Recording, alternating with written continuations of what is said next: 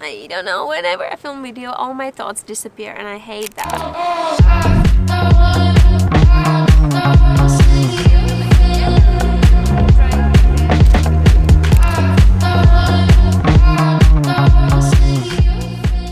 So bestie, do you want to travel too? Do you want to go and see all the countries and you do not know how to combine the work and travel balance? Well, I'm gonna tell you what I'm doing.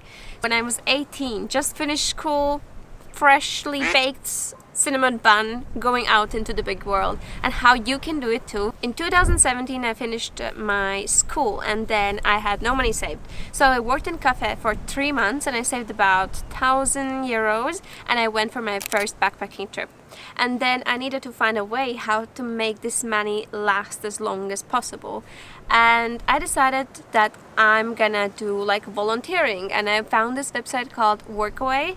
How this works is that you pay a little bit of money, then you have access to this website, and in the website there are thousands and hundreds, tens of thousands of people who are looking for some people to do like little jobs around the house or the farm or in their business.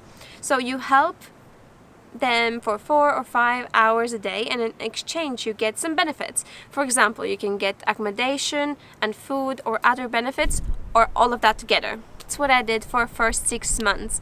Then I started to run out of money, and then I found the key to how I could sustain my traveling for so much longer. And I am not a digital nomad. I am not someone who can like sell my videos or pictures online, so I actually need to work, because what I'm doing, I actually work with horses. And so I found a job in Switzerland. I worked there for 1 month and I saved about 1,500 euros, and that allowed me to travel for another half a year. So you can imagine how cheap I was back in 2017. I can't do that anymore. No, I need a little bit of luxury. I have found a job that allows me to work for a couple of months. I save the money, and then for the next couple of months I'm not working. Okay, I understand that this doesn't work in all careers, but this is what I do and what I have chosen to do, and I think anyone can do it or do find something similar. So if you find a seasonal job, for example housekeeping in the Alps over summer or winter, or I work with horses, and this is not really a seasonal job, but there are always positions available, which is really, really good for me. And these seasonal jobs mostly comes with accommodation and sometimes other benefits like food included, and that's the key for it. When you don't have to pay for accommodation, or you have to pay a very small fee, and when you don't have to pay for food, or you have to just cover a couple of meals, it comes with very, very great chances that you will be able to save a lot of money. And that's what I'm doing. That's how I can make this lifestyle so sustainable for me. Of course, it comes with negative aspects, but we're not looking at that this time. We're looking more at the positive things.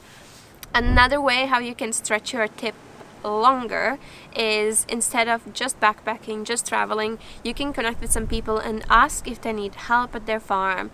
You can use websites like Workaway, you can use websites like Helpix or Worldpackers. You pay a small or like a medium fee, like about 50 euros a year, which sounds a lot. But then if you get accommodation and food paid in exchange of a couple of hours of work, it all actually balances out really well. And that's how you can find contacts, and maybe someone will need that you sit their dog for a week or 2 because they're going for vacation.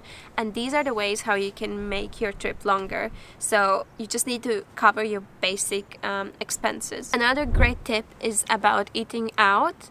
You can eat out. You don't have to say to yourself, no, I can't do it, it's too expensive. You can, but you need to find a place that is not as expensive as the tourist traps. For example, here in Portugal you can eat a fish for 15, 20, 25 euros. That is way too much. That is way, way too much. But you can also go to, for example, Intermarché, and you can find a meal, a whole meal of the day for 5 euros, which will include like a coffee, a sandwich, or even sometimes some potatoes and chickens. So things like this. And it doesn't mean that you every day have to go to supermarket and eat or cook at the hostel. These days, don't use taxi. At least whenever you have this app available, it's either Uber or Bolt or other apps that do transportation services, use them or use local transport. Usually local transport is so much cheaper than any options that like Google would give you.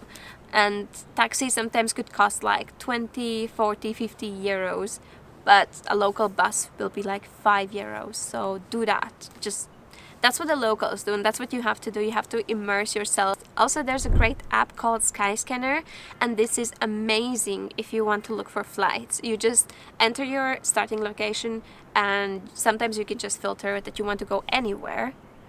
And that's really great. It helps you to connect the airlines, and then if you want to book the flight, go directly to the airline company and book through them, because if you have a cancellation or something happens that you miss your flight or something like that, then Skyscanner is not responsible about these things. So go directly to the company that sells the flights. But Skyscanner is a great way how you can find cheap flights, connect them, and like make your own trip.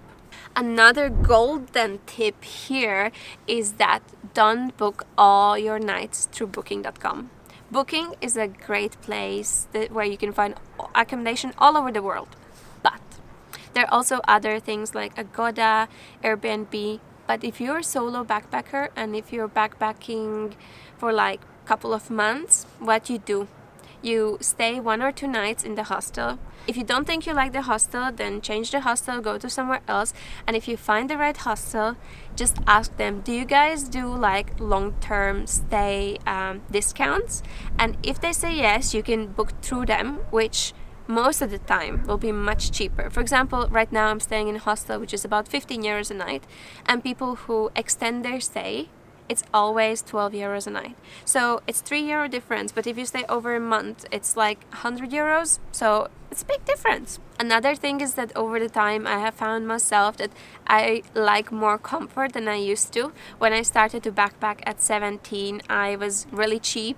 I wrote down every single thing that I bought, either that was safety pins, I don't know for what reason, either that was ibuprofen, either that was, I don't know, like a Sprite. I would write down everything, and that was really, really good. But right now I am more relaxed with my control of the money, and that comes just because of my experience.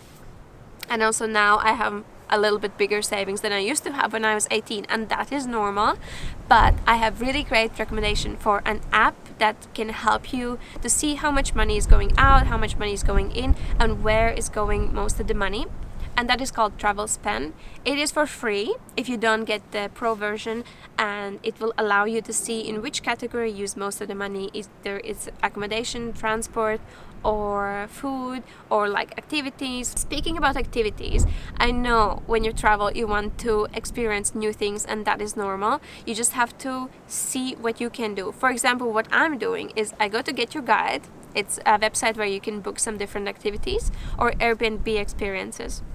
And then I'm like, what are they offering? And if they offer something that I can recreate myself, like go to the castle, do a sightseeing tour, or go to this museum, I do that myself, you know, like, because they are getting extra money because they are helping you to organize this trip. But if I feel like I can do this myself, then I just make it myself and don't book the tour. I do a lot of free activities. For example, walking tour. It's not free, you just give donation, but you give donation depending on how you feel like, how good was the tour, which is a really great thing. Another thing is I like to do a lot of hiking. I like to go to the beach. Sometimes you can do snorkeling, sometimes you can go for a run, or you can just go to the park and enjoy yourself, or drive around with the car, go on top of the mountain. I mean, it's amazing. You can do whatever you want, make a bonfire. Another thing is travel as light as possible. This sounds funny because I'm traveling just with one backpack, but I'm telling you, sometimes when you need to check in your bag or you need to buy extra luggage, it costs more than the ticket itself. And if you don't know how to support this channel, please just subscribe, either comment or like this video. Either way will help to make my channel more visible for other people. Okay, I think that's all of my tips, and if you have more questions, please write down below any question and I will try to make maybe a part 2. Thank you for watching and have a great travels, and see you next time. Bye!